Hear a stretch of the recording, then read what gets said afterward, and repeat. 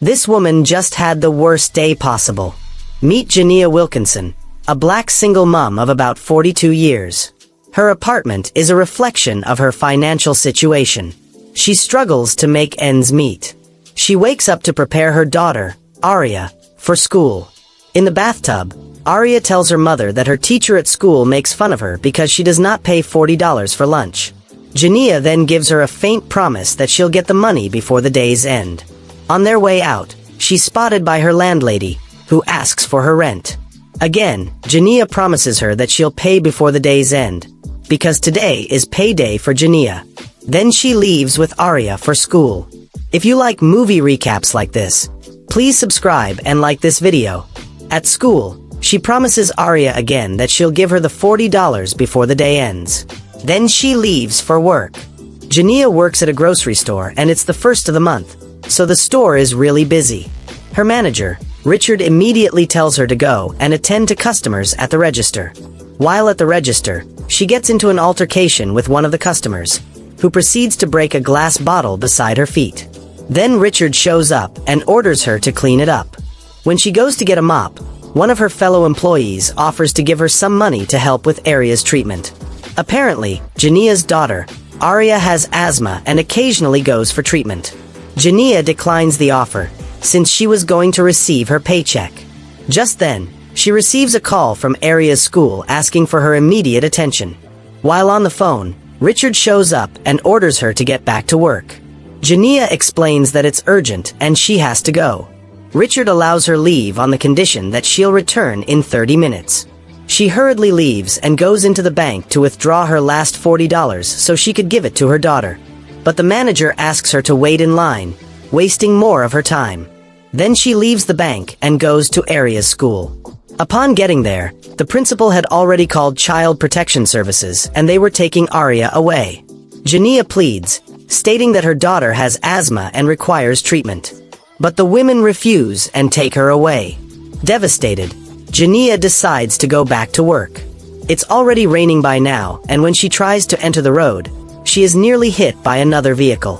Pissed off, the other driver, who happens to be a white cop, follows her and runs her off the road. Her car stops in the middle of the road and refuses to start. Soon, a female cop arrives accompanied by the other male cop. The male cop threatens to send her to heaven if he ever sees her again. Then the female cop checks for her license and registration, and when she sees it's expired, she impounds her car. Now Janiyah has to walk back to work under the rain. She arrives at work 2 hours later than the time Richard gave her, just to see that she had been replaced and fired. Disappointed, she then asks Richard for her paycheck. But Richard refuses and tells her she'll get it in the mail. Next, Janiyah goes home to find her belongings outside, under the rain. Her landlady had thrown her out for being late on her rent. At this point, Janiyah is so pissed that she screams her lungs out. Then she picks some of her daughter's things, her backpack, drugs, and her science project and goes back to Richard, determined to collect her paycheck. When she arrives at work, she tells Richard her situation, but Richard orders her out. Just then, 2 men show up. One of them calls Janiyah's name by reading her name tag, seconds before revealing his firearm and asking the manager for all the money. Richard surrenders all the cash, but when the robber wants to collect the bag, Janiyah holds onto it tightly. A small brawl ensues and Janiyah manages to collect the firearm from the robber and shoots him. He falls to the ground and the other robber flees. Richard, believing it was her that set up the robbery, calls the cops and reports the crime.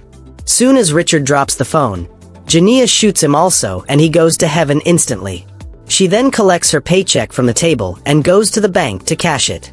In the bank, Janiyah goes to cash her check and when the cashier asks for her ID card, she says it was stolen.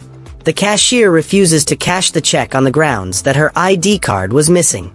Then Janiyah pulls out the gun that she had collected from the robber and tries to persuade Jessa, the cashier. Her co-worker sees this and triggers the silent alarm, alerting the police. Meanwhile, the police are at the murder crime scene and have begun investigation. They check the security cameras and see Janiyah committing the crime.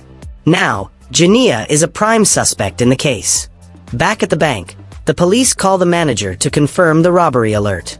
The manager, Nicole then describes Janiyah to the police and also tells them that she is carrying what appears to be a bomb in her backpack. The police also go to her apartment, where they find Aria's medicine container. Just then, the detectives get a distress call that Janiyah was robbing a bank, so they leave. At the bank, Janiyah is still trying to get her check cashed, but a troubled Jazzy is giving her loads of cash, which she rejects. Again, she reminds them that she just wants to cash her check of about $521. Then Janiyah calls the manager and explains that she just wants her check cashed, and the manager agrees. Meanwhile, several police officers arrive at the bank, including the one that ran her off the road. The chief police officer asks for a briefing on the case, and the male detective explains that Janiyah was the one that arranged the robbery and killed her boss. But Detective K had another view on the case. She explains that Janiyah might have been the victim, and the store robbery was just a coincidence. Inside the bank, one of the customers tries to play hero and charges towards Janiyah, but her gun goes off and he and the security guard run out of the bank. Luckily, no one was shot. Then, the TV at the bank shows the news. It's about Janiyah and the ongoing bank robbery. Next, the bank's phone rings. It's the police. Janiyah refuses to talk to them at first, but when Detective K takes over, she agrees to speak. The detective asks Janiyah to please come out of the bank so they can sort out the issue. But Janiyah refuses. She thinks that if she comes out, that cop that threatened her earlier would shoot her. The detective continues to persuade her to come out, but she refuses, explaining that all she wants is money for her child, Aria. Then she hangs up the phone. Nicole then hands her the money she came for, and she counts out $40 and gives it to Nicole to give it to her kid, Aria.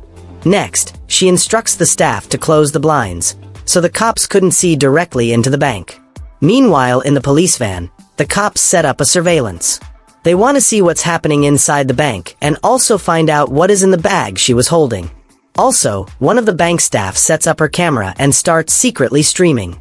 Then one of the customers, an elderly man and his wife, decide that they've had enough and leave the bank. And to everyone's surprise, she lets them go. Then Janiyah goes and gets seats for the remaining hostages in the bank and orders them to sit down. Everyone is surprised, especially Detective K. Detective K highlights that all this may be because Janiyah was having a really bad day and just snapped. She is trying to prevent the SWAT team from storming the bank. She wants to save Janiyah's life. The detective then calls the bank again. Janiyah picks up. The call was being shown live and the people all over the town are watching on their phones. She then proceeds to explain that she wasn't robbing the bank and also narrates everything that had happened to her till this point. How the police officer threatened to shoot her. How the other police officer towed her car and wrote her many tickets. How her boss wouldn't pay her and also framed her for the robbery at the store. How she works 2 jobs and can barely feed. How the Child Protection Services took her kid and her landlady threw her things outside the rain because of late payment. His story made the entire town feel sorry for her, and she says she'll only come out if the police officer that threatened her is sent home. The police decide to go find the police officer she has been talking about. In the bank, Janiyah unplugs all the cameras so the police can't see what's going on. The temperature in the bank drops and Nicole offers Janiyah a jacket. The jacket is in the inner office. In there, Nicole tells her that the situation is really bad and she'll be put away for a very long time.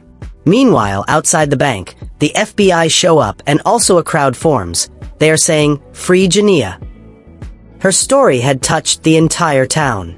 But inside the police van, the FBI take charge of the case as they order everyone out.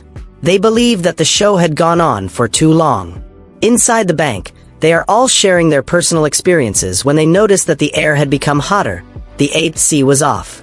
Soon the older woman in there complains of feeling strange, and Nicole leads her out of the bank to get medical attention. But instead of joining the crowd outside, Nicole decides to re-enter the bank. This shocks Detective K, who comes to get her. Still inside the bank, the phone rings again. This time it's Agent Bryce with the FBI. He tells Janiyah to surrender, but she still refuses.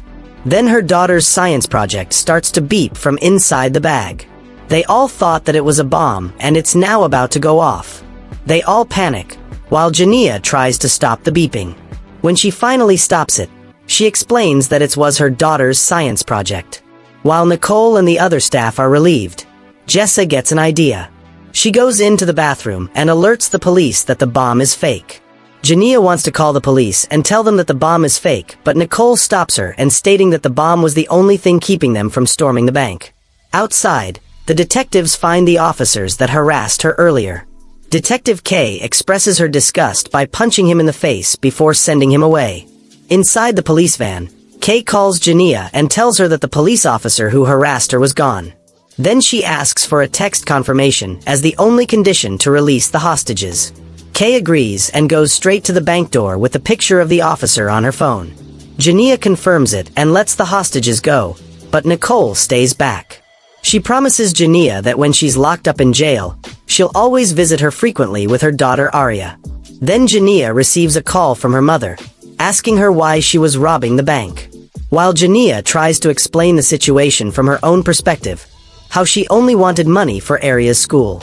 Her mother then tells her that Arya was already dead, that she had a seizure the night before and died in the hospital. It was then that Janiyah realized herself. Her baby, Arya, had died the previous day, but her mind couldn't process the loss. So she created false images and dialogues with Arya in her mind to try and cope with the loss. Then she and Nicole step out of the bank to surrender. The police handcuff her and take her away.